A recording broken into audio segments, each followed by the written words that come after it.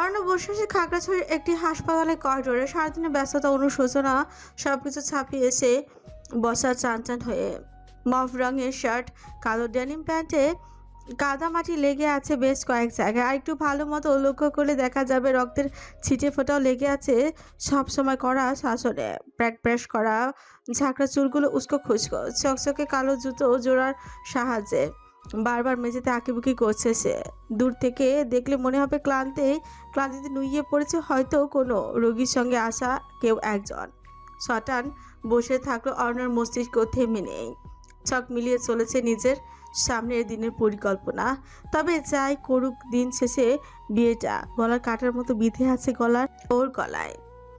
সমস্ত প্ল্যানিংয়ে মাঠে মারা যাচ্ছে বিয়েটার জন্য। অপারেশন থিয়েটারের থেকে ডাক্তার বেরিয়ে আসতে উঠে দাঁড়ায় অর্ণ। ডক্টরের সঙ্গে করমর্দন করে এসে, আপনি এখন পেশেন্টের সঙ্গে দেখা করতে পারবেন মিস্টার জোহার। পেশেন্ট ঠিক আছে? He is a lucky man. Bullet proof test থাকায় উনি এখনো জীবিত আছেন। সৌজন্যবোধক হেসে মধ্যবয়সী ডাক্তারকে বিদায় জানিয়ে ভিআইপি কেবিনে প্রবেশ করে অরণ্য। হাসপাতালে বিছানায় বসা ছেলেটাকে দেখে অধর প্রসারিত করে হাসল সে। অরণ্য জোহায়ের আমার শান্তি কেড়ে নিতে আবারও হাজির হয়েছেন। শুনলাম বিয়ে করছেন নাকি? তা আপনার পটল কাজ করে তো? টেস্ট ম্যাচ খেলেছেন? চুপ শালা, মরে যাচ্ছিস তাও অশ্লীল কথা বলিস কেন? ঢেকি যেমন স্বর্গে গেল ধান বানে, আমিও মরতে মরতে তোর পটলের খোঁজ রাখবো। কিন্তু মরে যাচ্ছে কে? কে আবার? তুই সরবাহসান। একটু হলেই তো আজ নীরব হয়ে যেতি রে শালা। সরবের পাশাপাশি বসলো অরণ্য। হ্যাঁ, তোর শত্রুকে ওর বউ কি নামে ডাকে জানিস? মাথা নাড়ায় অরণ্য। ও কিভাবে জানবে? মুখে বললেও সেই কথা। আমি কিভাবে জানবো? চোখে মুখে তীব্র বিরক্তি। ইঁদুর। অবশ্য ঠিকই বলে, ওই নেংটি ইঁদুর আমাকে মেরে ফেলবে এত সহজ নাকি? কিন্তু প্রাণ ম্যাডাম ওকে ইঁদুর কেন বলে রে দোস্ত? তোর তো ভাই ওইটা, জানিস নাকি কিছু? তোর অকেজো পটলের মতো ব্যাটা ইঁদুরও কি অকেজো নাকি? থাম। সরবের বাহুতে খুশি মেরে দিয়েছে অরণ্য। ব্যান্ডেজ করা হাতে অরণ্য নিজ হাতে গুলি চালিয়েছিল। ব্যথায় মৃদু চিৎকার করে উঠল সরব। আদনান মুনতাসির এত কম ব্রেন নিয়ে মাফি হলো কি করে দোস্ত? বান্দরবান আমি এমনি এমনি চলে গেছি? এই চিন্তা শালা একবারও করেনি কেন? আমার নিশানা দেখেছিস? রহস্যময় হাসলো দুজনে একসাথে। তোর তীর সবসময় আমার নিশানে লাগে কেন? এখন তো বউ আছে তোর, যা বউয়ের কাছে যা। এখন আমাকে আর তোর দরকার নেই। আমার বুকে গুলি চালাতে হাত কাঁপবে না তোর, আমি জানি। কোন এই সুযোগ তোর চেক আপ করিয়ে নেওয়া দরকার সরব। Check up? তুই আসলে মেয়ে নাকি ছেলে সেটা চেক আপ করা শালা। ক্রোমোজোমে কিছু না কিছু গ্যাঞ্জাম আছেই তোর। ইউনিভার্সিটি লাইফেও কখনো মেয়েদের প্রতি ইন্টারেস্ট দেখলাম না। কারণ আমার সব ইন্টারনেট তো আপনি অরণ্য জোহার, আমার হৃদয় হরণকারী। আপনাকে দেখলে আমার বুকের ধুকপুকানি বেড়ে যায়, কাছে পেতে মন চায়, অনেক কাছে। যতটা কাছে এলে দুটো শরীরে কোনো দূরত্ব থাকে না। সরবের কথা তড়ক করে লাফিয়ে দুহাত পিছিয়ে গেল অরণ্য।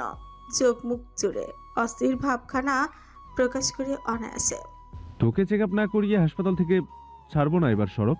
ট্রিটমেন্ট করা নিজের শালা। হো হো করে প্রাণ খুলে হাসলো সরব। আদনানের বিরাশি শিক্ষার ঘুষিতে ঠোঁটের করে রক্ত জমার বেঁধে আছে। বাম হাতটা ব্যান্ডেজ করে গলায় ঝুলানো, কপালেও কয়েক জায়গায় ব্যান্ডেজ চেপ লাগানো সরবের। মারের চোটে চোখ মুখ কালছিটে দাগ থাকলো। হাসি মজা করা থামায় না ওর। অরণ্য পড়ছে। এত শালা বলিস কেন আমাকে? তোর বোন দিবি? সেটাও তো নাই। আচ্ছা, ভাবি দেখতে কেমন রে? ভাবির কোনো বোন আছে? সেটিং করা যেত। শালা না হয় না হলাম, ভাইরা ভাইতে হতে দোষ নাই। তাহলে তোর দিকে আর নজর দেবো না, প্রমিস। ভাবি আবার কি? তোর বউ বিয়ে করে ভুলেও গেছস? ও আচ্ছা, সে তোর থেকেও বড় সার্কাস। পুরাই মাথা পাগল। বলিস কি? পাগলের ডাক্তার নাকি? পাগলের ডাক্তার না হলেও পাগল ডাক্তার। তুইও পাগল, তোর বউ পাগল। সুর করে গান ধরলো এরপর। দুই পাগলের হলো মেলা নয় দেশে। ও তোরা যাসনি ও পাগলের কাছে। আচ্ছা, দেখা করবি তো ভাবির সঙ্গে? ঢাকা ব্যাক করে বাসায় আয়, অবশ্যই দেখবি। তাছাড়া তুই তাকে আগেও দেখেছিস। এখন তুই বিশ্রাম নেই, আর কিছু কাজ আছে সেরে আসি। চলে যেতে উদ্যত হয় অরণ্য। তখনই সরব ডেকে উঠলো আবারও। যেভাবে স্বাভাবিক কথাবার্তা বলে সেভাবেই বললাম। অরণ্য শোন, আমাদের বন্ধুত্ব অনেক বছরের। তোর ভেতরটা আমি পরিণীতে জানি রে দোস্ত।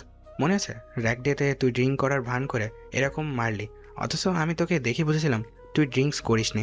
আজ এবং এখনও আমি তোকে পড়ে নিয়েছি। তুই যতই লুকিয়ে রাখতে চাস, অম্মেশা ম্যাডামের প্রতি তোর অনুভূতি আমি অনেক আগে ধরে ফেলেছি। কিন্তু একটা কথা কি জানিস? তোর আর আদনানের শত্রুতার মাঝে ম্যাডামকে টানিস না। জনমদুখী মেয়েটার আদনান ছাড়া আর কেউ নাই রে দোস্ত। অনেক তো হলো, এবার ক্ষান্ত দে আমার ভাই। অন্বেষার প্রতি আমার কোনো অনুভূতি নেই। ক্ষীণস্বরে প্রতিবাদ করে অরণ্য। আচ্ছা মেনে নিলাম ম্যাডামের প্রতি তোর অনুমতি নেই, কিন্তু আদনানের আছে। হিংস্র জানোয়ার আদনান মুন্তাসির তোর বউকে ভালোবাসে রে দোস্ত, অসম্ভব ভালোবাসে। আমি অনেক কাছ থেকে দেখেছি। অন্বেষা ম্যাডামের প্রতি যদি তোর সামান্যতম অনুভূতি কখনো জন্মে থাকে, সেই অনুভূতির দোহাই দিয়ে এই মরণ খেলার শেষ করে অরণ্য। ওই মেয়েটার ভালো থাকাটা প্রাপ্য। আমাকে কথা দিবি তুই দোস্ত? এমনভাবে বলছিস যেন আজকের পর আমাদের আর দেখা হবে না শালা। ইমোশনাল কথাবার্তা বলার ট্রেনিং করিয়েছে নাকি শয়তানটা তোকে? কথা দিবি আমাকে? সর্বের কথা প্রত্যুত্তরে কোনো কথা না বলে কেবিন থেকে বেরিয়ে গেল অরণ্য। বুকটা এত জ্বালাপড়া করছে কেন? অন্বেষার প্রতি ওর অনুভূতিরা কি তবে মিথ্যে? সে কখনো অরণ্যর ছিলই না, তবু অনুভূতিরা ভিড় করেছিল নিবদ্ধ সেই নারীর প্রতি। সে পরাস্ত করে সেরেছে অরণ্যকে। অরণ্য বেরিয়ে যেতেই চোখ বন্ধ করে আছোয়া হয়ে হাসপাতালে বেডে হেলান দিয়ে বসলো সরব। বাম হাতটা ফ্র্যাকচার হয়েছে, ওয়াশরুমে কিভাবে যাবে? চিন্তা আধমরা হয়ে যায় সরব। গত রাতে আসিফ যখন ওকে নিয়ে বান্দরবান এসেছে, তখন পুরো ব্যাপারটাই ধরে ফেলেছিল সরব। অরণ্য কেউ জানিয়েছিল সেই কথা। প্রাণের সামনে আদনান ওকে মারবে না এতটুকু তো ও জানে। পরিকল্পনা অনেক আগে থেকে সেরে রেখেছিল সরব। আচ্ছা, অন্বেষা ম্যাডামকে যদি তরু মেয়েটার কথা বলা যেত তাহলে কি হতো? উনি আদনানকে আর ভালোবাসতেন? মৃদু হাসে সরব। অন্বেষার সঙ্গে ওর বোধহয় আর দেখা হবে না। আদনান মুনতাসির এবারে নিজের বউকে পারলে পাতালেই ঢুকিয়ে রাখবে। সকালে আদনান ওকে প্রচণ্ড রকম মেরেছে, সারা শরীর ব্যথা হয়ে আছে। অরণ্যের সঙ্গে আগে প্ল্যান করে রেখেছিল সরব, তো সুযোগ বুঝে ওকে গুলি করবে। হয়েছেও তাই। ওয়েস্ট পড়া থাকলেও বুলেটের প্রবল ধাক্কা ছিটকে পড়ে ও অসাড় হয়ে আসে শরীর। হাতের ক্ষত স্থান থেকে রক্ত বেরিয়ে নাটকের 16 কলা পূর্ণ করেছে। সাইলেন্সার লাগানো থাকায় ওখানে থাকা কেউ বুঝতে পারেনি কোথা থেকে বুলেট এসে আঘাত হেনেছে সরবকে। নিজের বুদ্ধিমত্তায় নিজে গর্ববোধ করে ও আইনস্টাইনও ফেল খেয়ে যাবে ওর কাছে। সবশেষে সরব মরে গিয়েছে ভেবে নিয়ে ওকে ওখানে ফেলেই রেখেছিল সবাই। সংজ্ঞাহীন সরবকে উদ্ধার করে অরণ্য এনেছে খাগড়াছড়ির একটা হাসপাতালে। একেবারে সলিড প্ল্যান করেছে ওরা, সন্দেহের কোনো অবকাশ নেই। অবশ্য ছোটবেলা থেকেই তুখোর মেধাবী সরব। ভাগ্যের পরিহাসে সেও এদিম। ওর মতো গরিব ঘরের ছেলের চিন্তাও করতে পারেনি বিশ্বের স্বনামধন্য একটা বিশ্ববিদ্যালয় থেকে পড়াশোনা করতে পারবে। সবটাই সম্ভব হয়েছে অরণ্যর জন্য। তাই তো অরণ্যর জন্য প্রথমেই সাব্বিরের সঙ্গে খাতির জমিয়েছিল সরব। সেখান থেকে আদনানের পার্সোনাল অ্যাসিস্ট্যান্ট। দীর্ঘ 2 বছরের পথটা আজ শেষ। ও ভাবতেই পারেনি ও বেঁচে ফিরবে। বিগত বছরগুলোতে সরব আবিষ্কার করেছে আন্ডারওয়ার্ল্ডের মাফিয়া। আদনান এক সহজ সরল বাঙালি নারীকে ভীষণ ভালোবাসে। প্রথমে ভেবেছিল সবই নাটক, তবে ধীরে ধীরে জেনেছে মেয়েবাজির মতো বদভ্যাস আদনানে নেই। সেই নারীতে সে ভীষণভাবে আসক্ত।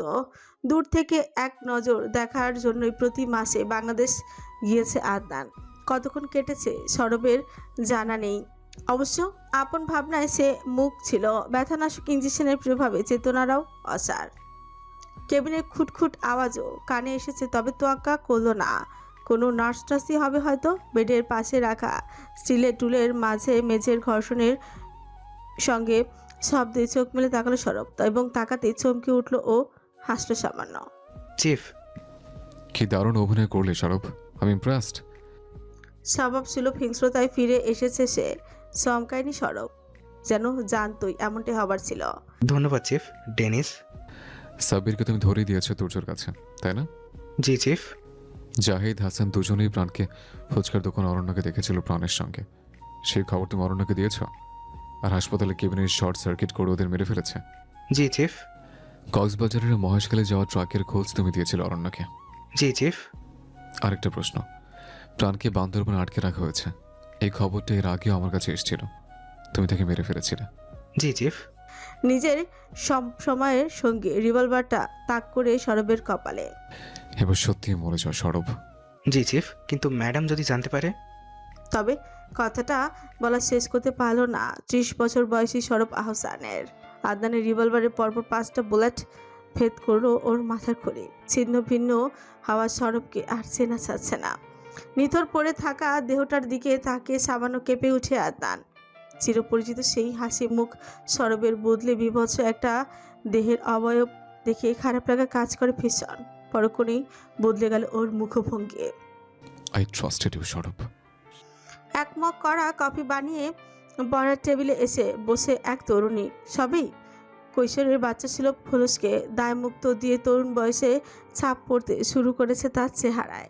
বাইরে প্রচণ্ড ঠান্ডা হলেও ঘরে হিটারের সুব্যবস্থা থাকায় পাতলা নীল টি শার্ট এবং কালো ট্রাউজার্স পরিহিত সেই তার হাস্যোজ্জ্বল চেহারায় হিংস্রতা কুটিরত লেশ মাত্র নেই।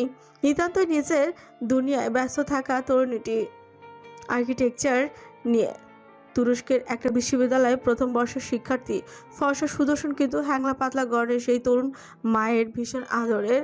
তারা তুরস্কের ইউরোপীয় অংশে বসবাস করলেও তার মাঝে আরব সাগর পেরিয়ে অন্য গোলার্ধে থাকা বাঙালিয়ানার শতভাগ ছাপ পরিলক্ষিত হয়।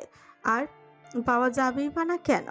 তার সবচেয়ে কাছের মানুষ জন্মদাত্রী মা যে এক বাঙালি, ছেলের নামটাও তিনিই রেখেছেন, সেখানেও বাঙালিয়ানা শতভাগ চিহ্ন রয়েছে। আদনান মুনতাসির সেই সঙ্গে যুক্ত হয়েছে বাবা অ্যালিসন ডেনিজের পদবী ডেনিজ। শান্তশিষ্ট মায়ের আদরের আদনান মুনতাসির ডেনিজের দুনিয়া আবর্তিত হয় তার প্রিয় মাকে কেন্দ্র করে। অত্যন্ত মুখচোরা স্বভাবের হওয়াতে বন্ধু বান্ধবের সংখ্যা নিতান্তই কম। তার বয়সী ছেলেদের মতো উচ্ছনে যাওয়ার কোনো মনোভাবই নেই, বরং একজন সফল আর্কিটেক্ট হিসেবে নিজেকে গড়ে পিঠে নিতে চায় সে। বাবার ব্যবসা নয়, বরং নিজের আলাদা বিজনেস শুরু করার মনোবাসনা নিয়ে নিজ লোকে অবিচল সেই তরুণ। তবে মনের কোণে ঠাঁই নিয়েছে এক কিশোরী।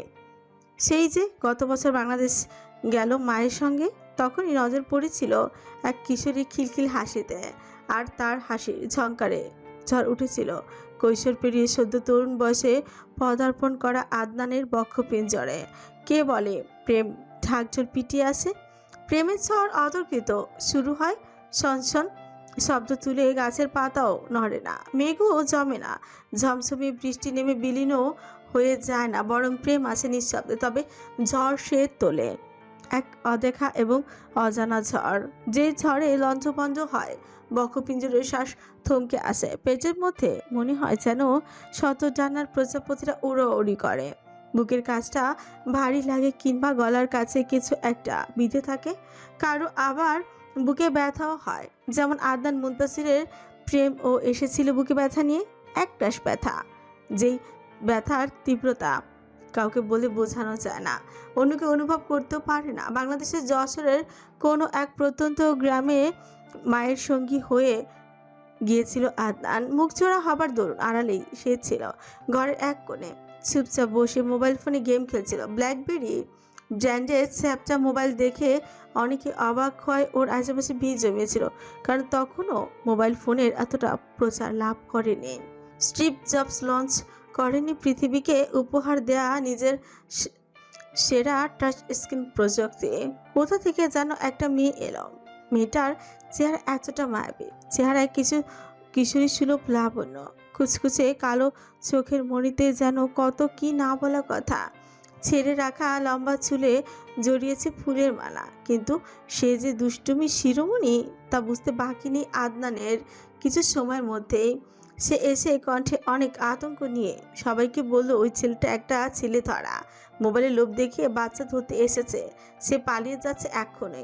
এরপর আদনানের আশেপাশ ফাঁকা হলো যেন এক চুটকিতে। হতবাক হয়েছে আদনান, এই মেয়ে নাকি এটা বোম, ওকে কোন দিক থেকে ছেলে ধরা লাগে। একটু পর দেখলো উঠানের বৃষ্টির পানিতে আছাড়কে খিলখিল করে হাসছে সে।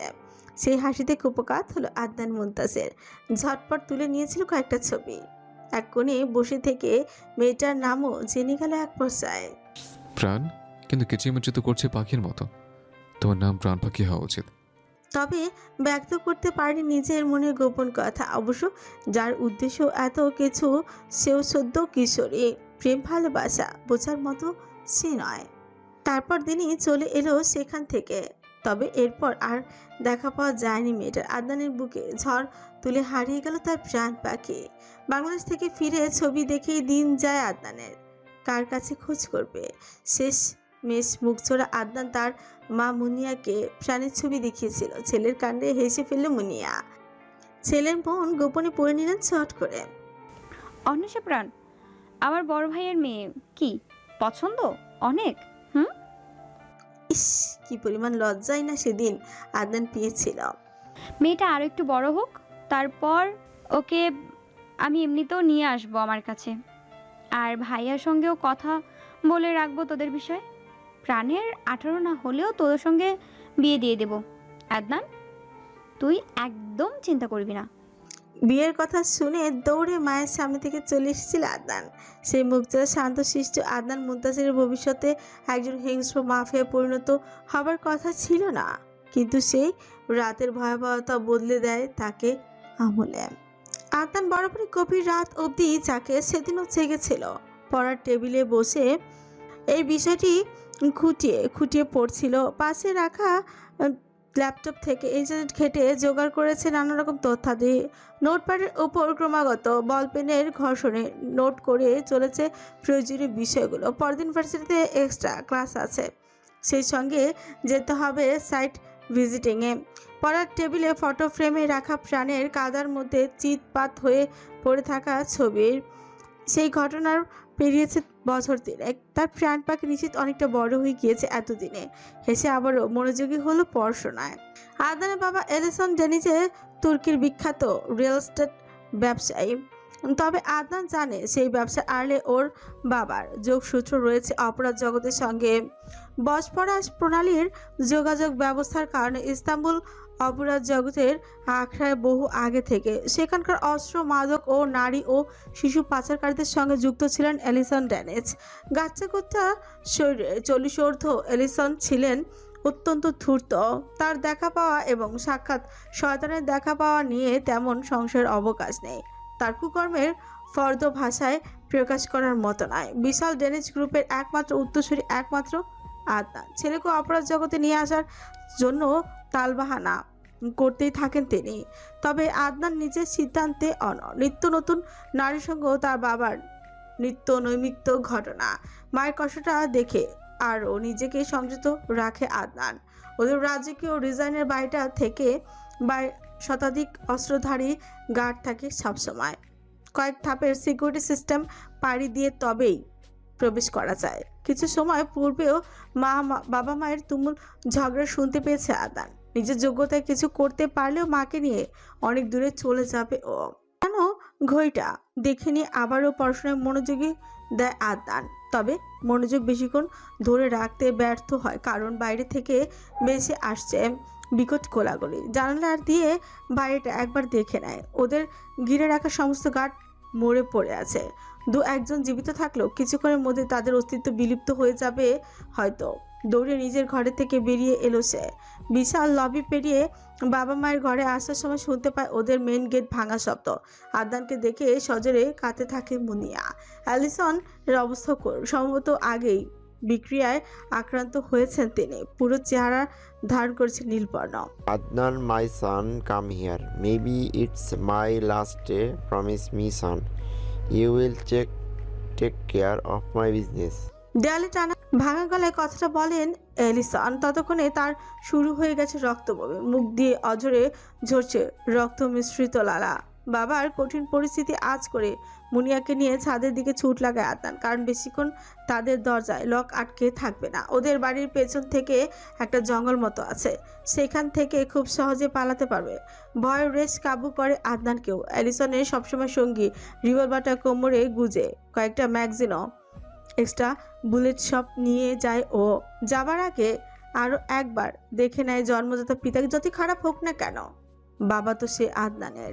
বুকে কাঁপন ধরে যায়। অন্যদিকে স্বামীর শেষ সময়ে তার কাছ থেকে সরতে চায় না মুনিয়া। কেঁদে কেঁদে ব্যক্ত করে সেই কথা। ইতালিতে দেখা পাওয়ার এলিসনের ভেতরে রহস্য না জেনে ভালোবেসেছিল। ঘরও বেঁধেছিল সুখের, কিন্তু কে জানতো তার ভেতরটা এতটা কদাকার এবং তার কুকর্মের জন্যই আজ তার শেষ সময় উপস্থিত। মাকে সঙ্গে নিয়ে অস্ত্রধারী লোকজনদের চোখ ফাঁকি দিয়ে ছুটে যায় জঙ্গলের গভীরে। হারিয়ে যেতে চায় কলুষিত এই দেশ থেকে। তখনই পেছন থেকে একটা বুলেট এসে ভেদ করে মুনিয়ার পিছে। তীব্র আর্তনাদ করে লুটিয়ে পড়ে মুনিয়া। আদনান, মা, তুমি কোথায় ব্যথা? এইখানে? কোথায় কষ্ট হচ্ছে তোমার? পকেট থেকে রুমাল বের করে মায়ের পিঠে চেপে ধরে আদনান। তুই এদেশ থেকে চলে যাবি আদনান? ওরা যেন তোকে খোঁজে না পায়। তোমাকে ফেলে আমি যাবো না মা। এরপর আরও একটি বুলেট এসে ভেদ করে মুনিয়ার হৃৎপিণ্ড এবং এটাই ছিল তার জন্য মরণঘাতী আঘাত। মায়ের সদ্য মৃতদেহটা নিয়ে হতভম্ব হয়ে বসে থাকে আদনান। চিন্তাশক্তি অসাড় হয়ে আছে ওর। আশেপাশে বিপজ্জনক অবস্থা কিংবা আরও একটা বুলেট এসে ওর গায়ে লাগতে পারে, এইসব কিছুই মাথায় এলো না ওর। এক দৃষ্টিতে চেয়ে থাকে মুনিয়ার মুখের দিকে। ওর মমতাময়ী মা যে আর নেই, কোনোভাবে বিশ্বাস করতে পারে না আদনান। গালে হালতো করে ছুঁয়ে মাকে ডাকলো কয়েকবার। এই মুহূর্তে বদলে যায় আদনান মুনতাসির ড্যানেজ। তীব্র প্রতিশোধের স্পৃহা তৈরি হয় নিজের মধ্যে। মায়ের মৃত্যুর প্রতিশোধ নিতে সে বদ্ধপরিকর। ঘাড়ের পিছে কেউ একজন ওর টি শার্টটা উঁচু করে পাশের গাছের সঙ্গে ঠুকে দেয় ওর মাথাটা, যার ফলে কপালে সৃষ্টি হয় গভীর ক্ষত। মাথার চক্কর দিয়ে উঠে আদনানের। ক্ষীণ দৃষ্টিতে যাকে দেখলো চমকে উঠে আদনান। একজন যুবক দাঁড়িয়ে আছে ওর সামনে। বয়স হয়তো আদনানের থেকে অল্প কিছুদিনের বড় হবে সে। দূর থেকে ভেসে আসা কোনো গাড়ির হেডলাইটের হলদেটে আলো যাকে দেখে কিছুটা কালো মনে হলো, উচ্চতা এবং চেহারায় সে প্রায় আদনানের মতোই দেখতে। ভয়ার্ত হতবাক আদনানকে দেখে বিশ্রী করে হাসার দরুন তার চোয়াল থেকে উক্কি দিল গজদাঁত। Hey, little brother. Remember me? Who are you? I am elder son of Ellison Dennis and Elena Dennis. And your step-brother. শুয়োরের বাচ্চা, ইউ কিলড মাই মম। তোকে আমি মেরে ফেলবো। আদনানের প্রতিক্রিয়া আগে থেকেই আজ করে রেখেছে সেই যুবক, যার দরুন প্রতিহত করলি দু হাতে। হ্যাংলা পাতলা আদনানের পেরে ওঠে না সেই যুবকের সাথে। সেই সঙ্গে যুবক যুক্ত হয় বেশ কয়েকজন। এরপর কয়েকজন মিলে খাদের কিনারে এনে ফেলে দেয় আদনানকে, যেখান থেকে পড়লে মৃত্যু অবধারিত। আধার গায়ে মেখে বারান্দায় বসা আদনান, হাতে জ্বলন্ত সিগারেট, প্রাণকে নিয়ে পাড়ি জমিয়েছে ঢাকা ওর পূর্বাচলের বাড়িতে। সৌরভের মৃত্যু নিজ চোখে দেখে জ্ঞান হারিয়েছিল প্রাণ, তবে জ্ঞান ফেরানোর চেষ্টা না করে একেবারে ঢাকায় নিয়ে এসেছে। সিকিউরিটি বাড়িয়ে দ্বিগুণ করেছে প্রাণের। যথাযথ চিকিৎসা করার পর ওকে ডাক্তার ঘুমের ইঞ্জেকশন দিয়েছিল। ব্যাস, সেই সুযোগ কাজে লাগিয়েছে আদনান। সৌরভের করা নাটকের অন্তিম পর্ব নিজ হাতে লিখে দিয়ে এসেছে। দূরে ব্যস্ততম সড়কের সারিবদ্ধ লাইটের দিকে তাকে বাঁকা হাসে আদনান। এত সহজে বিশ্বাসঘাতকতা টের পেয়ে যাবে। আপনার মুনতাসির সে আগের অবজার নেই বিগ ব্রাদার। তোমার প্রতিটা স্টেপে আমার নজর ছিল, ভবিষ্যতও থাকবে। আমার মায়ের পরিণতি প্রাণের হবে না কখনো, আমার জীবিত থাকা অবস্থায় না। First you have to kill me brother. ইতিমধ্যে কয়েকটা সিগারেট শেষ করে নতুন একটা সিগারেট ধরাতে উদ্যত হয় আদনান। কোনো রকম আগাম সতর্ক বার্তা ব্যতীত নামল ঝুম বর্ষণ।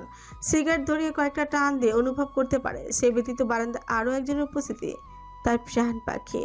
সেই তরুণ বয়স থেকে এই মেয়েটাকে ভালোবাসে আদনান। মুখচোরা শান্ত শিষ্ট আদনান নিজেকে পাল্টে হিংস্র মাফিয়ায় রূপান্তরিত হলেও তাকে ভালোবাসা শেষ হয়নি। প্রাণ পাখি। দরজার দিকে চেয়ে মৃদু গলায় ডাকলো আদনান। পর্দার আড়ালে থাকা প্রাণ বেরিয়ে এলো ডাকে। মিষ্টি এসে জিজ্ঞেস করলো, তুমি তো আমাকে দেখোনি, তবে জানলে কিভাবে আমি এসেছি? I can feel your heartbeat. সিগারেটটা বাইরে ছুঁড়ে ফেলে দিয়ে প্রাণের হাতটা টেনে কাছাকাছি এনে এক ছটকায় ওকে নিজের কোলে বসিয়ে আদনান স্বভাবতই মুখ ডোবালো গলার ভাঁজে। অবাধ্য হাতের বিচরণ ছড়ালো কটিদেশ ছড়িয়ে উদরে নরম খাঁজে। সরব, কথাটা শেষ করতে দেয় না আদনান। বিশ্বাসঘাতকটার নাম উচ্চারণ করবে না প্রাণ। তাছাড়া দেখো না আমি ব্যস্ত। হাসকি স্বরে বলে আদনান কাজ ছুঁয়ে অজরের স্পর্শ ধীরে ধীরে গাঢ় হতে থাকে। অনেক দিনের অযত্নে বেরিয়ে থাকা জীবনের আশপাশটা উষ্ণ চুমুতে ভরিয়ে দেয় আদনান। প্রাণ পাখির গলার ভাঁজে খাজের মিষ্টি সৌরভে অবাধ্য ইচ্ছেরা আশকারা পেতে চায়। তা কোন কাজে আপনার এত ব্যস্ততা আদনান মুনতাসির? স্বামীগত অধিকার আদায়ের কাছে নিজের সবটা বুঝে নিতে হবে তো। মাথায় সবসময় অসভ্যতা করার ধান্দাবাজি ঘুরতে থাকে কেন তোমার? থেমে যেতে বলছো প্রাণ পাখি? লাজুক হাসি প্রাণ পাখির মন বাসনা বুঝতে বাকি নেই আদনানের।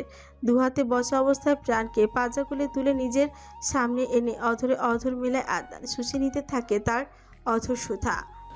আরেকবার একটু বেশি বেশি ভালোবাসতে দেবে প্রাণ পাখি? তুমি অনুমতি চাইছো?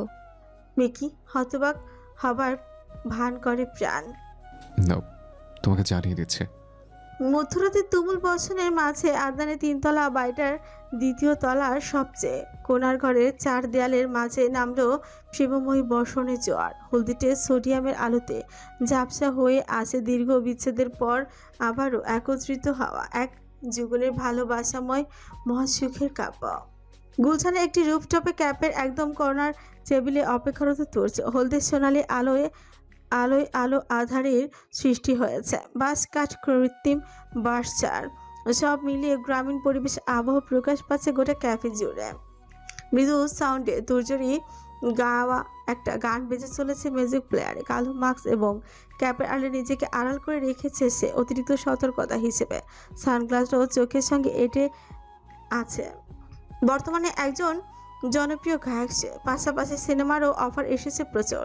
এখন মূলত সে বসে আছে একজন মিউজিক প্রডিউসার অপেক্ষায়। অন্য সময় হলে সিনেমার প্রস্তাব আসায় তুর্য নিজেও রাজি হয়ে যেত, কারণ তরুর যে অনেক দিনের ইচ্ছে ছিল সিনেমা হলে বসে তুর্য সিনেমা দেখবে সে। তবে বর্তমানে পরিস্থিতি ভিন্ন, নিজেকে সব কিছু থেকে গুটিয়ে নিতে চায় তুর্য। নাম যশ খ্যাতি জীবনে না চাইতো অনেক তো পেয়েছে, এখন সব কিছুর ঊর্ধ্বে তরুর সুস্থতা।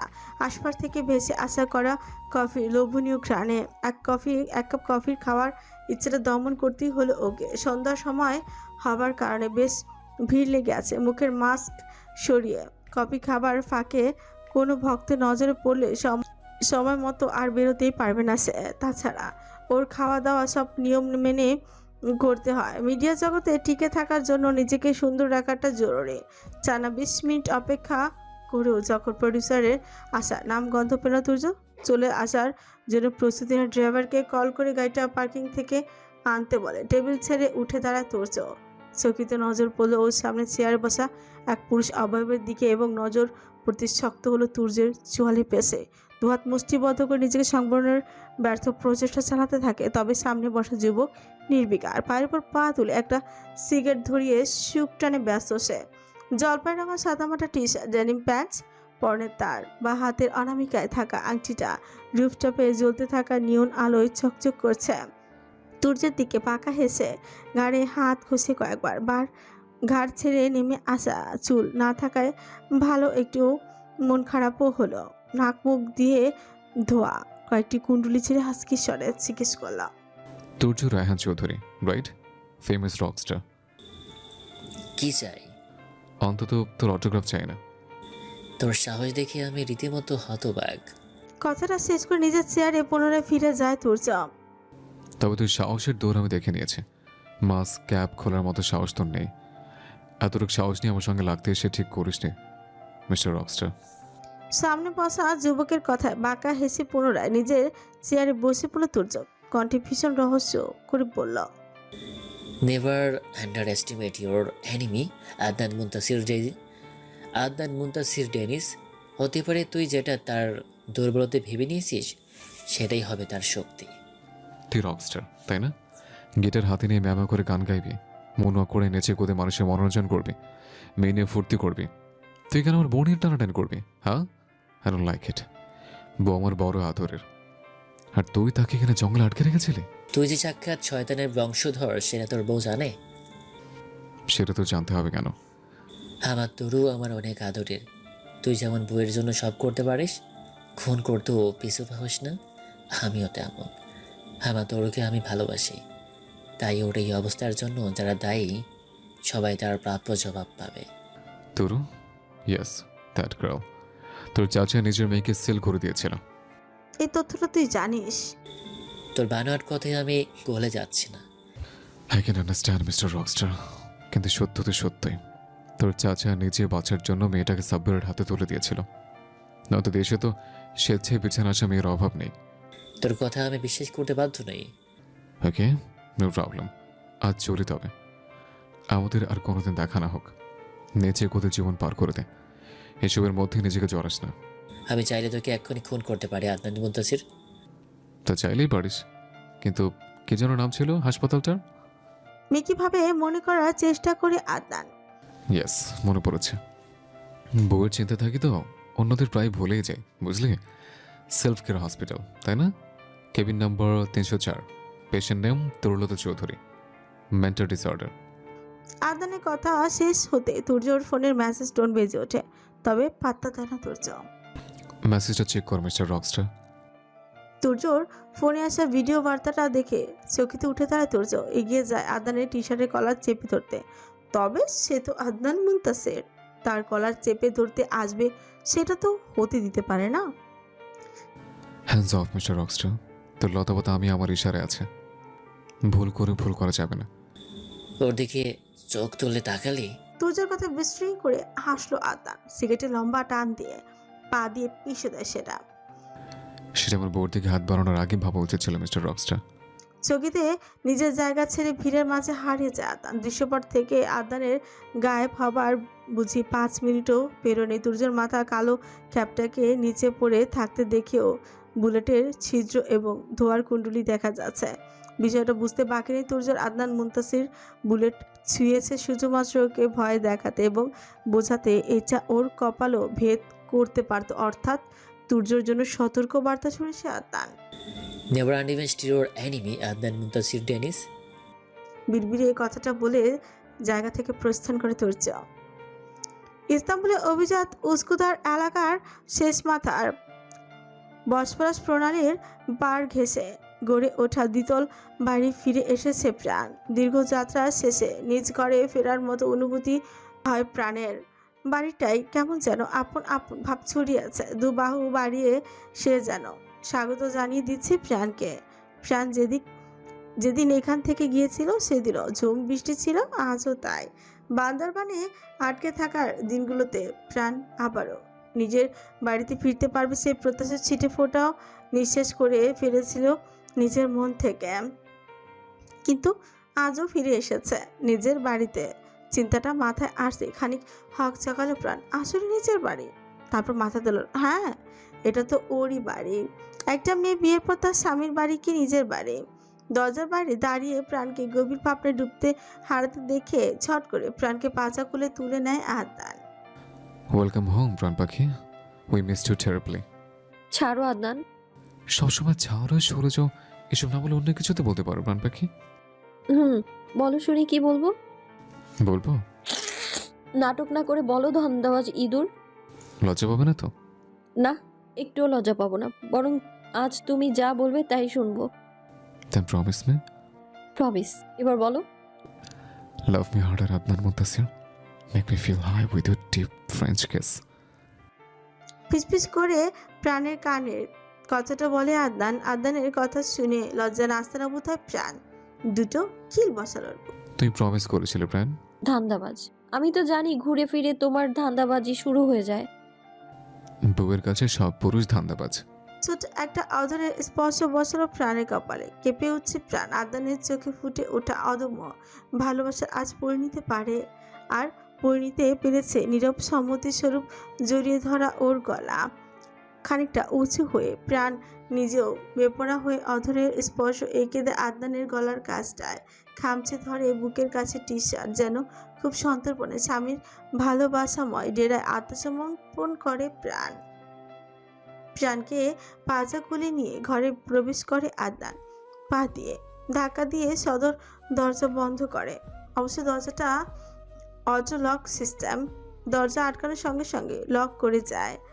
এরপর আদনানের ফিঙ্গারপ্রিন্ট ব্যতীত খোলা সেটা আর সম্ভব হয়ে উঠছে না।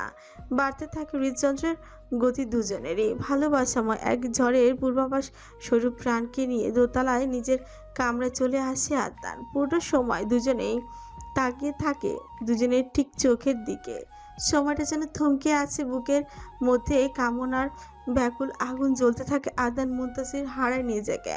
দোতলা আর বারান্দার থাকা সুইমিং পুল ধীরে ধীরে নেমে যায়।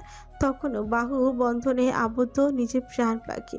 সুইমিং পুলের মাঝামাঝি প্রাণের প্রায় গলার সমান পানে। ঠিক সেখানে প্রাণকে নামিয়ে দেয় আদনান। নিজের পরনের কালো শার্টের দিকে প্রাণকে ইশারায় করে ভীষণ হাসকি স্বরে বলে, আনবাটন মাই শার্ট প্রাণ পাখি। আদনানের মনোবাসনা বুঝতে বাকি নেই প্রাণের। কেন যেন আজও প্রাণেরও তাল মিলাতে মন চাইছে স্বামীর করা পাগলামিতে। অনেকটা কাছাকাছি গিয়ে এগিয়ে যায় প্রাণ, দাঁড়ায় আদনানের পায়ের পাতার উপর ভর করে। দৃষ্টি তখনও একে অপরে আটকে আছে। বইয়ের আবদার কি ফেলতে পারে আদনান? ভেজা হাতে আরও টেনে কোমরের কার্ভে বেহা স্পর্শ বোঝাতে দেরি করে না। বিন্দুমাত্র লাগামহীন হাতের বেহা স্পর্শে দলিত করে নারী দেহের নিগুড় প্রতীকী গলার ভাঁজে সম্মোহিনী ঘ্রাণে মাতোয়ারা দুজনে। আজও শাড়ি পরেছিল প্রাণ, তবে তার লঞ্চবন্ধ হয়ে আছে আরও আগে। ঝুমবৃষ্টির পানিতে প্রাণের কপাল চুয়ে পানি পড়ছে এবং সেই পানি ঠোঁট দিয়ে পিষে ফেলছে প্রাণ। এত মোহনীয় সে দৃশ্য। মনোযোগ দিয়ে অবলোকন করে দৃশ্যটা আদান। তবে ওর বইয়ের উষ্ঠে ও ব্যতীত এক ফোঁটা জল ছোঁয়ার মেনে নিতে নাড়াচ্ছে। অজরের আগ্রাসনে ছাড়াতে মত্ত হয় আদনান। দুহাতে প্রাণে শাড়ি খুলে নিজে নিয়ে কোথায় যে ছুঁড়ে ফেললো তা জানতেও চায় না আদনান। গলা সমান পানিতে সিক্ত দুটো সত্তা মিলেমিশে একাকার হয়। সময় গড়াতে থাকে, বাড়তে থাকে বর্ষণের তেজ। সুইমিং পুলের আশেপাশের বাতিটাও তখনও জ্বলছে। পুলের পাড় ঘেঁষে থাকা আলোয় সৃষ্টি হয় বেহায়া ছায়া। প্রেচ্ছাতে প্রকৃতির অবদান নিহাত কম নয়। ভালোবাসাময় গভীর স্পর্শে ব্যাকুল প্রাণ সমস্ত দ্বিধাবোধ মেলি লাজ ভুলে আদনানকে জড়িয়ে নেয়। দুহাতে খামচে ধরে উন্মুক্ত পেশি বহুল পেজ। এরপর খাপা স্বরে আওড়ায়, don't stop Adnan Muntasir, I want more. প্রাণ পাখির আবদারে বাঁকা হাসে আদনান। শেষমেশ আদনান নিজেও গাঢ় স্বরে বলে, I'm not gonna stop loving you till I make you cry. রাত 12:25। অপরূপা বসে আছে বিরস পতনে আলু থালু বেছে। ওর চুরো করা খোপা বাঁধা চুলের অবস্থা ওর মতো এদিক ওইদিক দিয়ে বেরিয়ে ফ্যানের হাওয়ায় উঠছে বুনো ফড়িংয়ের ন্যায়। টেবিলে 3-4 রকমের খাবার সাজিয়ে রাখা। দু চোখ ভেঙে ঘুম আসছে ওর। আজ সারাটা দিন হাসপাতালে বেশ চাপের মধ্যে ছিল। ঢাকা টাঙ্গাইল মহাসড়কের বাস ট্রাকের মুখোমুখি সংঘর্ষের ঘটনায় প্রচুর রোগী এসেছে। একদণ্ড বসে থাকার সুযোগও পায়নি। এরই মধ্যে আবারও খাবার নিয়ে বসে থাকার নাটক। কোথায় তার প্রতি? সে আসে না কেন এখনো? আচ্ছা, একটা কাজ করলে কেমন হয়? সব ভাত তরকারি ব্লেন্ডারে জুস বানিয়ে ফিডিং বোতলে ভরে রাখবে নাকি? এ কেমন মুসিবতে পড়েছে ও? ফুপুর সদ্য জন্মানো 30 বছরের বেশি বয়সী বাচ্চাটার বিগত 1 সপ্তাহ যাবৎ হদিস নেই। ফলে শুধুমাত্র জানিয়েছিল কিছু কাজে আটকা পড়েছে, ফিরতে দেরি হবে। কবে ফিরবে? তার ফিরিস্তি অবশ্য দেননি অরণ্য জোহাইয়ের সাহেব। সেই থেকে অপরূপা বসে কত শতবার ওর ফুপুর ফোন করেছে অরণ্যকে, তবে সে থোড়াই কেয়ার করে কোনো কিছু। প্রথমে কল কেটেছে, এরপর সবকিছু বন্ধ করে লাপাত্তা। ফারহানা বেগম প্রতিদিনই ছেলের জন্য পথ চেয়ে থাকে, খাবার আগলে বসে থাকেন। বড় মায়া লাগে অপরূপার। রক্তের সম্পর্কিত কেউ হলে অরণ্য এমনটা করতে পারতো? মায়ের এত ভালোবাসা সবই উপেক্ষিত তার নিকট। অরণ্য না থাকা অপরূপা বিগত একটা সপ্তাহ বেশ আনন্দেই ছিল। একার রাজত্বে আরামি করে ঘুমিয়েছে। যতই কোলবাস দিয়ে রাখুক মাঝখানে, হাজার হোক পুরুষ মানুষ তো স্বাভাবিকভাবে ঘুমাতে পারে না অপরূপা। ফলশ্রুতিতে সারাদিন হাসপাতালে অসুস্থ মুরগির বাচ্চার মতো ঝিমুনি লেগেই থাকে। কড়া কফি সাবার করেও ফায়দা হয় না। আজও ফারহানা বেগম রাতের খাবার শেষে অপেক্ষায় ছিলেন। তবে মিনাজ সাহেবের গ্রামের বাড়ি থেকে খবর আসে তার একমাত্র বৃদ্ধ চাচা ভীষণ অসুস্থ, একেবারে জমে মানুষের টানাটানি অবস্থা। তখনই তো ওনারা বেরিয়েছেন। অর্থাৎ আজ বাসায় অপরূপা একাই আছে। অবশ্য একা একা কোনো ব্যাপার না ওর কাছে। বিগত দিনেও ফারহানা অরণ্য অপেক্ষায় থেকেছেন প্রতি রাতে। আজ যেহেতু পুপু নেই, অজ্ঞতা অপরূপাকে বসতে হবে। তিনি বারবার মনে করিয়ে দিয়েছেন অপরূপাকে, তবে কতক্ষণ বসে থাকতে পারবে কে জানে। তাছাড়া অরণ্যর আসার কোনো লক্ষণ নেই। ওর পুপুর নাকি মন বলছে আজ তার ছেলে আসবে, তাই অপরূপাও প্রতিব্রতা স্ত্রীর মতো বসে আছে। তবে বেশিক্ষণ বসতে পারেনি ও। একসময় ক্লান্তিতে টেবিলে ঘুমিয়ে পড়ে অপরূপা। আসলে অপেক্ষাটাও এক প্রকার ভালোবাসার বহিঃপ্রকাশ। ভালোবাসা ব্যতীত সুখ ঘুম বিসর্জন দিয়ে অপেক্ষা করা যায় না। অরণ্য ফিরল অবশেষে। সত্যি সে আজ ফিরল। ওর কাছে বাসার এক্সট্রা চাবি আছে। রাত বেশি হয়ে যায় বলে ফারহানা বেগমকে বিরক্ত করে না। টানা পায়ে নিজের ঘরের দিকে যাচ্ছিল সে। সরবের মৃত্যু ওকে ভেতর থেকে দুমড়ে মুচড়ে ছেড়েছে। জৌলসপূর্ণ চেহারা, অবস্থা বেহাল। গালে কতদিনের না কামানো দাড়ি। কুচকানো ময়লা শার্ট প্যান্টের কয়েকটা জায়গায় ধুলো ময়লা লেগে আছে। লন্ডনের কুখ্যাত মাফিয়া অরণ্য জুহাইয়ের ড্যানেজের অস্তিত্ব সংকটময়। কাউকে পরোয়া না করা উদ্ধতপূর্ণ মুখভঙ্গিও নেই। ক্লান্তিতে চোখের নিচে কালি জমেছে। সামনে মুখমণ্ডল আরও কালো দেখাচ্ছে ওর। চেহারা দেখে বোঝা যাচ্ছে অরণ্যর উপর দিয়ে ঘূর্ণিঝড় বয়ে গিয়েছে। হাঁটা চলার মাঝেও গা ছাড়া ভাব। সেদিন রাতে অল্প কিছু সময়ের জন্য হাসপাতালে প্রাঙ্গণ ছেড়েছিল অরণ্য। এরই মাঝে ওর ভাইস্বরূপ বন্ধুটিকে আদনান মেরেছে অত্যন্ত নিষ্ঠুর ভাবে। নিজেকে বারবার দুষছে অরণ্য। শুধুমাত্র ওর গাফলতির কারণে সৌরভকে মরতে হয়েছে। তাছাড়া সাব্বিরকে যেখানে আটকে রেখেছিল সেখানেও হানা দিয়েছিল আদনান। ফলশ্রুতিতে সাব্বির সহ গায়েব হয়েছে আদনান। সাব্বিরকে তো সজ্ঞানে কষ্ট দিয়ে মারবে তুর্য, তাই বাঁচিয়ে রেখেছিল এতদিন। বিগত এক সপ্তাহে এঁকেছে বিশাল শখ, এখন শুধু মাত্র বাস্তবায়ন করা বাকি। সব প্ল্যান মাফিক ঠিক করতেই কোন দিক থেকে সপ্তাহখানিক পেরিয়ে গেছে টেরই পায়নি। সৌরভকে কবরস্থ করেছে খাগড়াছড়িতেই। হাসপাতালেও বেশ ঝামেলা হয়েছে ওর আকস্মিক মৃত্যুতে। মিটমাট করতে খোঁজ নিতে পারেনি কারোর। নিশ্চয় ওর মা আজও খাবার নিয়ে বসে আছেন।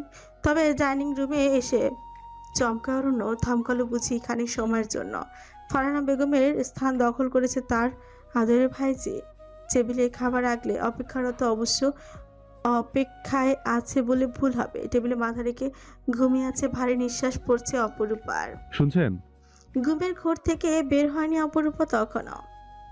এখানে ঘুমিয়ে আছেন কেন? ঘরে গিয়ে ঘুমান। কথাটা বলে পাবার অরণ্য কণ্ঠে অন্যান্য সময়ের মতো দুষ্টুমির আভাস পর্যন্ত নেই।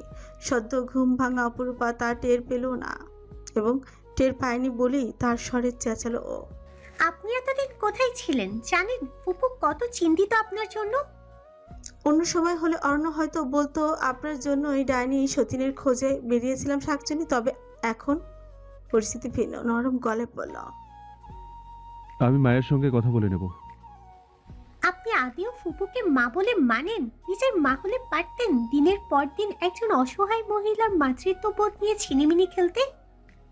দেখুন অপরূপা, that's not of your business and keep your voice down.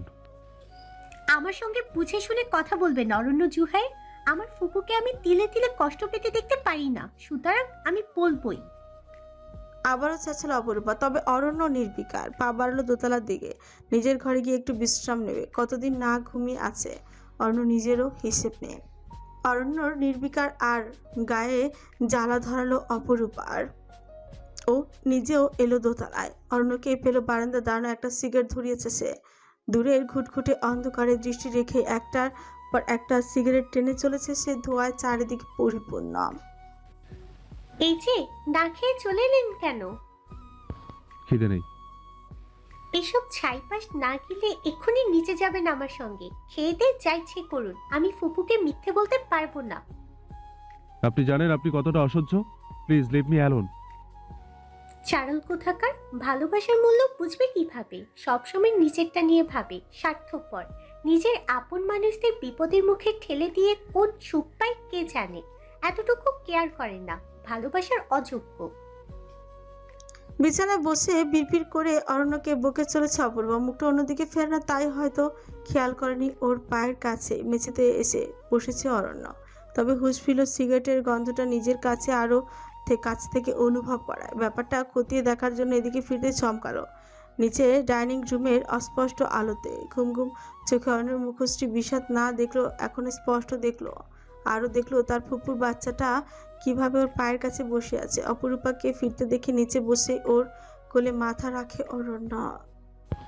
আপনি ঠিকই বলেছেন। আমি বোধহয় ভালোবাসার মূল্য বুঝিনি, নিজের বন্ধুত্বের মান রাখতে পারিনি। কিছু হয়েছে? জানেন, ছোটবেলা থেকেই সবাই আমাকে ছেড়ে চলে যায়। প্রথমে আমার মা আমাকে রেখে চলে গেল, এরপর বাবা। আচ্ছা, ওরা সেদিন আমার মায়ের সঙ্গে আমাকেও মেরে ফেলছিল না কেন বলুন তো? আমি না থাকলে তো আর কারো কষ্টের কারণ হতে পারতাম না। অন্য চুলের মাঝে বিলি কেটে দেয় অপরূপা, পিঠে হাত বুলিয়ে দেয়। এত বড় দামড়া লোকে হুট করে ভেঙে পড়তে দেখে ঘাবড়ে যায় অপরূপা। আপনার কি হয়েছে অরণ্য? সৌরভ আপনাকে দেখতে চেয়েছিল অপরূপা। আপনি যাবেন আমার সঙ্গে? একটু দেখা করে এলেন। দুনিয়া ও ছাড়া আমার একটা আপন কেউ ছিল না। দেখুন না, আমার কারণে আজ ওর এত কষ্ট, আমার স্বার্থপরতার জন্য। আপনি সত্যিই বলেছেন আমি স্বার্থপর, ভীষণ স্বার্থপর। নয়তো জেনে শুনে ওকে শয়তানের কাছাকাছি মৃত্যুমুখে ঠেলে দেবো কেন বলুন? স্বরূপকে আপনার ফ্রেন্ড, অবশ্যই যাব দেখা করতে, কিন্তু আপনি এতটা ভেঙে পড়েছেন কেন? মেরে ফেলেছে, মেরে ফেলেছে আমার ভাইটাকে। বিড়বিড় করে কথাটা অরণ্য বললেও অপূর্বা শুনতে পেল। কে মেরে ফেলেছে? জানেন, ওর মুখটা দেখার মতো রাখিনি। একটা বুলেট দিয়েই তো মেরে ফেলা যেত বলেন, তাহলে 5টা কেন খরচ করলো? বিস্ময় নিয়ে অরণ্যর কথা শুনল অপূর্বা, শুক্র ঢুক গেল। আপনি কি বলছেন? আমি কিছুই বুঝতে পারছি না অরণ্য। হঠাৎই হুঁশ ফিরল যেন অরণ্যর। আবেগ তাড়িত হয়ে অপরূপার কাছে নিজের গোপন কথার ঝুলি খুলে বসেছে। মোটেও ঠিক করেনি সে। ব্যাপারটা বুঝে তড়িঘড়ি করে মেঝে থেকে উঠে বেরিয়ে গেল রুম থেকে। অন্যদিকে ব্যতীত সেই সঙ্গে চমকানো ভাবটা সামলে উঠতে পারেনি অপরূপা। আমেরিকার নিউ জার্সি স্টেটে আজকালকার সকালটা হয়তো একটু আলাদা রকম। বাংলাদেশ থেকে প্রায় 22 ঘন্টার লম্বা সফর সেরে শেষ করে তরুলতা চৌধুরী নামক অষ্টাদশীর আগমন সমুদ্রের কোল ঘেরা শহরটায়। ক্লান্ত শরীর এত সময় জার্নিতে আরো নেতিয়ে পড়েছে, তবে সেই পুরনো তরু যেন হারিয়ে গেছে কোথাও দূরে। সমুদ্রে ভেসে বেড়ানো গাংচিল রাস্তার সারিবদ্ধ গাড়ির ছোটাছুটি, কোনো কিছুতেই ওর ভাবান্তর ঘটে না। যেন জীর্ণশীর্ণ একটি দম দেয়া পুতুল, পারিপার্শ্বিক অবস্থার প্রতি উদাসীন। শেষ কবে চলে চিরুনি চালিয়েছে সেটা হয়তো বলতে বসেছে তরু। নিজের প্রতি চরম বিতৃষ্ণা ওর। বারান্দায় বসেছিল তরু ওদের অ্যাপার্টমেন্টটি 30তম ফ্লোরে, কিন্তু বারান্দায় গ্রিল দেওয়া আছে। এখানে গ্রিল জাতীয় কিছু না থাকলেও তরু এক্ষুনি ঝাঁপ দিত। প্রতিনিয়ত মরে যাবার চাইতে একেবারে মরে যাওয়া উত্তম। আল্লাহর এত বিশাল দুনিয়ায় তরুর কেউ নেই। এখন চোখের পানিও আসে না, শুকিয়ে গেছে অনেক আগে। গিটার টুংটাং কানে আসে ওর। অবশ্য তুর্যই উড়িয়ে এনেছে তরুকে সবার থেকে দূরে। সবই বুঝে তরু, কিন্তু সে দেরি করে ফেলেছে। আর কিছুতেই তরুর মন গলবে না। তুর্যের পরনে বাদামি রাঙা 3/4 প্যান্ট, উদম গায়ে গিটার নিয়ে নেচে গান গাইছে। গানটা মূলত তরুকে উদ্দেশ্য করে। গলার ঝোলানো গিটার শেপ লকেটটাও ওর হুটুপুটিতে স্থির নেই। উস্কো খুস্কো চুলে তুর্যকে লাগছে রাস্তার পাগলের মতন। তরুর দিকে কোনো খেয়াল নেই তুর্যর। ও তো নিজের মতো গিটারের সুর তুলে গান করে চলেছে। এরপর গাইল মেয়েদের মতন গলার স্বর চিকন করে। শুধু গান থেমে নেই তুর্য। লিভিং রুমে রাখা বিশাল ওয়াল মিররে কোমর ঘুরিয়ে কখনো আবার পশ্চাদেশ অংশে হেলিয়ে দুলিয়ে নিচে চলেছে। তুর্যর কাণ্ড কারখানা দেখে হেসে ফেলে তরু এবং হাসতেই চমকালো প্রচণ্ডভাবে। কতদিন পর হাসলো ও। তরুর হাসি শুনেছে তুর্য নিজেও। বলা বাহুল্য এত আয়োজন ওর মুখে হাসি ফোটানোর জন্যই ছিল। তবে তরুকে দেখে ভূত দেখার মতো চমকে উঠে তুর্য। লাফিয়ে উঠে দুহাতে উপরে যেন কোনো কার্টুন চরিত্র। তুই লুকিয়ে আমাকে দেখছিস? গিটারটা সোফায় ফেলে দৌড়ে নিজের ঘরে চলে যায়। উল্টো টি শার্ট পরে একটু পর স্টাইল করে হেঁটে এলো লিভিং রুমে। মডেলিং এর জন্য মাঝে মধ্যে নায়িকার সঙ্গে পোজ দিয়েছে তুর্য। ঠিকভাবেই দাঁড়ালো তরুর সামনে। সাদা টি শার্টের উপর বড় করে ইংরেজিতে গ্যাপ লেখা, তবে উল্টো করে পড়ায় সেটা হয়েছে প্যাক। ঘুরে ফিরে হাতের মাসল ফুলিয়ে ওকে দেখালো। দেখ, মাসুল দেখেছিস? একটু আগে তো বাইসেপসও দেখে নিয়েছিস, তাই না? কটা আছে গুনতে পেরেছিস না? পরিশ্রম লাগে বুঝলি। এমনি তো আর সিনেমার অফার পায় না। এখন আমেরিকায় এসেছি না, কয়েকদিন পর দেখবি ক্যান্ডেল জেনার আমাকে রিকোয়েস্ট করছে তার সঙ্গে ফটো সেশন করার জন্য। এরপর আসবে বেলা হাদিদ, তারপর জিজি হাদিদ। আমি হব ভিক্টোরিয়া সিক্রেটের নতুন মডেল। গম্ভীর মুখে থাকে তরু। একটু আগের হাসিতেও নিজেও বিব্রত হয়েছে, যেন হাসলেও পাপ হবে। কিন্তু তুর্যর কথায় ফের হেসে ফেলল, বিশেষ করে ঝিঝি হাদিদ নামটা শুনে। ভিক্টোরিয়া সিক্রেট তো মেয়েদের সিক্রেট পোশাকের ব্র্যান্ড, তোমাকে নেবে কেন? কেন, আমার বডি দেখিয়ে নেবে? তুই এরকম মাসুল বানাবি নাকি? চাইলে 6 প্যাকও বানাতে পারিস। অবশ্য তোর জন্য 7 প্যাক বানানো বেশি সহজ। একটা প্যাক তো বানানোই আছে। বাঁকা হেসে কথাটা বলে আবারও মাসাল প্রদর্শনী করতে ব্যস্ত হলো তোর্য। কৌতূহলী নিয়ে চেয়ে থাকে তোরও। কপাল কুচকে আছে ওর। এই ভাঙা রেডিও আসলো, আসলে কি বুঝালো? মানে? বুঝিসনি? তোর মাথায় যে গোবর দিয়ে ঠাসা সে তো আমি জানি। তোমার মাথায় যখন এত বুদ্ধি তখন আয়নায় দেখো উল্টো টি শার্ট পরে আছো। এটাই স্টাইল। সিনেমা জগতে নতুন hero the great Turjo Raihan Chowdhury নিজস্ব স্টাইল। সবাই তো সোজা করে টি শার্ট পরে, আমি কাউকে কপি করি না, তাই উল্টো করে পরবো। তোর কোনো সমস্যা? তাছাড়া আমার চার্মের কাছে এসব টি শার্ট নচ্ছাড় নধর। শোন, তোকে একটা কথা বলি, আমি যখন সিনেমার অফারটা অ্যাকসেপ্ট করে নেব না, একটা আইটেম সং থাকবে। ধর কোনো সিবিসি বক্সার পর আমি যদি একবারে অন স্ক্রিন যাই না, সিনেমা জগতে রেকর্ড ব্রেক হয়ে যাবে। আমার মুভি $1 বিলিয়ন ক্লাবে পৌঁছে যাবে। বলা যায় না, অস্কারও পেয়ে যেতে পারি। মাসুল দেখছিস তো আমার? দেখ দেখ, ভালো করে দেখ। লাখ লাখ মানুষ টিকিট কেটে কিছুদিন পর দেখবে, আর সেই মাসুল বাইসেপস আমি তোকে ফ্রিতে দেখাচ্ছি। হাজার হোক, তুই আমার নিজের মানুষ। তুমি আসলে একটা তার ছেঁড়া ভাঙা রেডিও। উফ, কানের পোকা নাড়িয়ে দিয়েছো। হনহনিয়ে সেখান থেকে চলে যায় তোরও। দরজাটা আটকে দেয় ধারাম করে, তবে পেছন থেকে চেঁচালো তোর্য। আরে চলে গেলি কেন? শোন, নাচের স্টেপ তো দেখলি না? তুই চাইলে আমি তোকে আমার মুভিতে একটা ক্যামিও দিতে পারি, লতা পাতা। তরু চলে যেতে এতক্ষণের হাসি খুশি চেহারাটা বদলে গেল তুর্যর। ব্যথতুর হয়ে যায় চাহনিটা। ওর আগের তরু হলে তুর্য এত কথা বলার ফুসরতি পেত না। তবে ঘোর অন্ধকারে ঢাকা পড়া তরুর জীবনটাকে পুনরায় আলোকিত করবে তুর্য। করতে যে হবেই। জানলা ভেদ করে আসা সূর্যের কিরণে ঘুম ভাঙে প্রাণের। কতগুলো দিন পেরোনোর পর এই ঘরটায় আবারও এলো প্রাণ। কিন্তু যার জন্য এসেছে সে কোথায়? বিছানা থেকে ওঠার সময় মাথার সামান্য চক্কর দিয়ে ওঠে প্রাণের।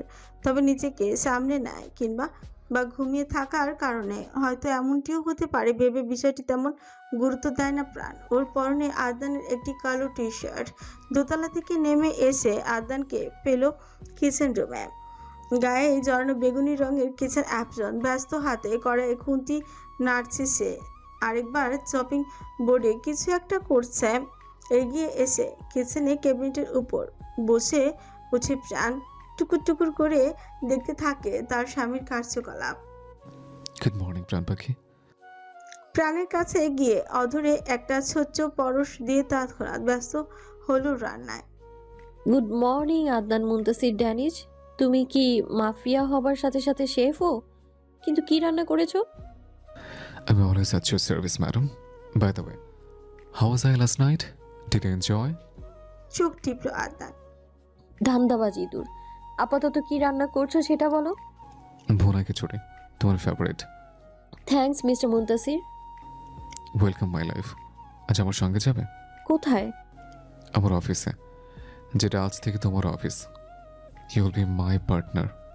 আমিও তবে মাফিয়া হয়ে যাব নাকি? বাচ্চাদের মতো করে উচ্ছ্বাস নিয়ে বলে প্রাণ। আর্কিটেক্ট, তোমার হাজব্যান্ড একজন আর্কিটেক্ট, ভুলে যাও কেন? আচ্ছা তুমি কাজ করো কখন, আর মাফিয়াগিরি কখন করো? আবার রান্নাও পারো, তুমি তো অলরাউন্ডার। এত ভালো স্বামী আমার।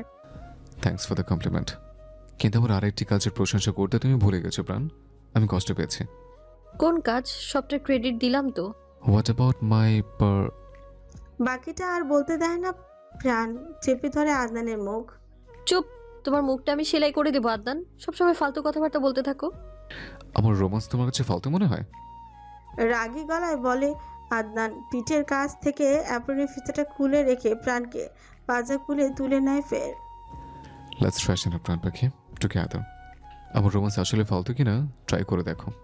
হাসকি গলায় বলে চলু দোতলায়, চোখের ইশারায় দেয় দুষ্টু ইঙ্গিত। নিউ জার্সি স্টেটে ধীর গতিতে বাড়ছে রোদের তেজ। সমুদ্রের পাড়ে ভিড় করেছে সেখানকার স্থানীয় বাসিন্দা। অনেকে এসেছে, আবার দূর থেকেও হয়তো সানবাথ নিচ্ছে পুরো দমে। এশীয় মহাদেশের বাদামি চামড়ার মানুষদের কাছে পশ্চিমা সাদা চামড়াধারী মানুষদের মতো রোদকে নিজেকে উল্টে পাল্টে ভাজা ভাজা এক প্রকার দুঃস্বপ্ন। বাদামি চামড়া রোদের তাপে আরও বাদামি হয়। এক পর্যায়ে কালো বর্ণ ধারণ করে। তাই তো তারা সর্বদা খরা রোদ এড়িয়ে চলেন।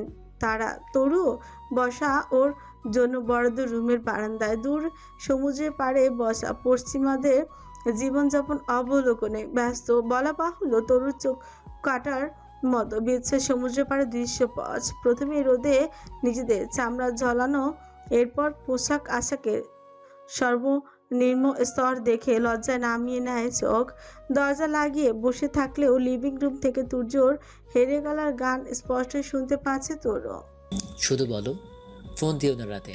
আব্বু পাশে থাকে, ভাইয়া বারান্দাতে, কথা বলতে পারবো না। আমার বন্ধু জানে সবই, কার সাথে খাও কফি, বলে দাও সত্যি, এত কি ভয়? আমার মা বলেছিল, খোকা তুই প্রেম করিস না, ভালো ছেলেদের কপালে ভালো মেয়ে জোটে না। আমার মা বলেছিল, খোকা তুই প্রেম করিস না, ভালো ছেলেদের কপালে ভালো মেয়ে জোটে না। সবটা ঠিকই শুনতে পাচ্ছে তরু। বিরক্তি নিয়ে ছেয়ে যায় মনটা। ওর অতীতের ভয়ঙ্কর স্মৃতি ভুলাতে তুর্যর তৎপরতা আরো ক্ষত বাড়িয়ে দিচ্ছে। আচ্ছা, যে অতীত ভুলিয়ে রাখতে এত আয়োজন তুর্যের, সেই অতীত কালো ছায়া কখনো ঘুচবে তরুর জীবন থেকে? ঘিন ঘিন করে উঠে তরুর গোটা তরুণিকায়। ঘেন্না লাগে নিজের শরীরটা। হিংস্র হায়নার মতো ওকে আটকে রেখে যখন কুবলে গিয়েছে, ব্যথায় কাতরেছে। ওই 3 দিনে 3000 বার মৃত্যু হয়েছে তরুর। ওর রুহটা সেদিনই মরে গিয়েছে। শুধু শ্বাস নেওয়াটা যদি বেঁচে থাকা বলে গণ্য হয়, তবে তরুও বেঁচে আছে। আত্মার দাফন অনেক আগে করে ফেলেছে তরু। সেদিন কতবার ছটফটিয়ে তুর্যকে ডেকেছে, তখন তো সে আসেনি। কখনো বাবাকে ডেকেছে তরু, কেউ তো আসেনি ওকে বাঁচাতে।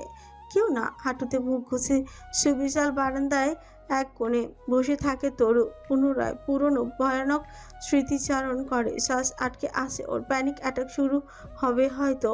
ওর বেঁচে থাকাটা দিনকে দিন অসম্ভব হয়ে যাচ্ছে। অনেকটা সময় পেরোলো তরুর কোনো সারা শব্দ না পেয়ে। চিন্তা হয় তুর্যর। দীর্ঘশ্বাসটা গোপন করে গিটারটা রেখে এগুলো তরুর বন্ধ দরজার দিকে আস্তে করে দুটো টোকা দিয়ে ডাকলো। লতাপাতা, আবার ঘুমিয়ে পড়লি নাকি? গান শুনবি না? ফ্রিতে জনপ্রিয় রকস্টারদের গান শুনছিস বলে কি গায়ে লাগে না? এখন এখান থেকে যাও তুর্য ভাই, তোমাকে আমার সহ্য হচ্ছে না। ওপাশ থেকে ভেসে এলো তরুর কান্না মিশ্রিত স্বর। তরুর কণ্ঠের মেজা ভাব বুঝে গিয়েছে তুর্য। কলিজাটা বুঝিয়ে কেউ খামছে ধরেছে। সমস্ত ক্রোধ গিয়ে পরে তোর অবস্থার জন্য দায়ী সকলের উপর। দুনিয়া থেকে তাদের অস্তিত্ব না মিটিয়ে ফেলা অবধি তুর্য রায়হান দমবে না। দু চোখের শিরা উপশিরা লাল বর্ণ ধারণ করে। দু হাত মুষ্টিবদ্ধ করে জোরে ঘুষি মারে দেয়ালে। এরপর স্বাভাবিক গলায় বলে, যাবো কেন এখান থেকে? তুই কি এখনই আমাকে হিংসে করছিস তরু? বাংলার একজন তরুণ জনপ্রিয় রকস্টার হব, অস্কার বিজয়ী একজন অভিনেতাকে তুই সহ্য করতে পারছিস না? কি পরিমাণ হিংসে তোর মনে! কোথায় আমি তোকে নাচের স্টেপ শেখাতে এলাম, ক্যামিও চরিত্রে এলে সেভাবে নাচবি, তা না করে আমাকেই হেদিয়ে মারছিস? না, রকস্টার তুর্য রায়হান চৌধুরী ঘরের শত্রু আর লতাপাতা। শোন না তরু, বেরিয়ে রুম থেকে, তোকে দেখাই বক্সটারটার সাইজ ঠিক আছে কিনা দেখতো। তুমি যে একটা অসহ্য, এটা জানো? তুর্যের কথার চোটে অতিষ্ঠ হয়ে দরজা খুলে দেয় তরু। কটমটে চোখে চেয়ে থাকে। তুই আমার নিজের মানুষ, তোকে না দেখালে কাকে দেখাবো বল? আচ্ছা বল তো, রোদ বক্সার পরবো নাকি বেগুনি? আমার ফর্সা গায়ে বেগুনি বেশি মানাবে না? আমার ফর্সা গায়ে বেগুনি বেশি মানাবে, তাই না? তুমি জাহিঙ্গা পরে বিচে নাচবে তুর্য ভাই? জাঙ্গিয়ে বলিস কেন? সব জাঙ্গি টাঙ্গি আমার সঙ্গে যায় না, বক্সার বল। সোনার মাধুর্যের একটা ব্যাপার আছে না, বুঝিস না কেন? সব হিট করতে হলে কাপড় চোপড় পরে থাকলে তো হবে না। সামনে সারিতে আমি একা নাচবো, আর পেছনের সারিতে থাকবে বিদেশি বিকিনি পরা মডেল। তারপর দেখবি আমি হব মেড গালার প্রধান অতিথি। একটা সিনেমার অফার পেয়ে তুমি পাগল হয়ে গিয়েছো তুর্য ভাই। পেয়েছো তো সেই বাংলা ছবির অফার। লিপস্টিক পরে ডায়লগ বলবে, কিন্তু ভাবের চেয়ে তোমার ভঙ্গি বেশি। কথাটা বলে দরজা বন্ধ করতে উদ্যত হয় তরু। তবে দরজাটা পুনরায় বন্ধ করার আগে হাত দিয়ে আটকালো তুর্য। চোখে মুখে তুমুল বিস্ময়। এমন একটা ভাব নিয়ে তরুর দিকে কটমট করে তাকালো, যেন এহেন অপমান জীবনেও শুনেওনি। একটা সিনেমার অফার? বুক চাপড়ে হাই হাই করে উঠল, যেন এক্ষুনি আমিনার মা বলে বুক চেপে মাটিতে লুটিয়ে পড়বে। ও ফের তুর্য বলল, এমা ওয়াটসনকে চিনিস তো? নাম শুনেছিস কোনোদিন? এই নে দেখ, আমার মোবাইল চেক করে দেখ। সকালে ফোন করেছিল আমার সঙ্গে, পরপর 3-4বার জুটি বেঁধে মুভি সাইন করে সিনেমায় ফিরতে চান তিনি। পরবর্তী মার্ভেল সুপার হিরো চরিত্রটা আমি করব। সব কিছু ঠিকঠাক, আর তুই বলিস মাত্র একটা অফার পেয়েছি, তাও আবার বাংলাদেশের। এত বড় অপমান! তুর্য ভাই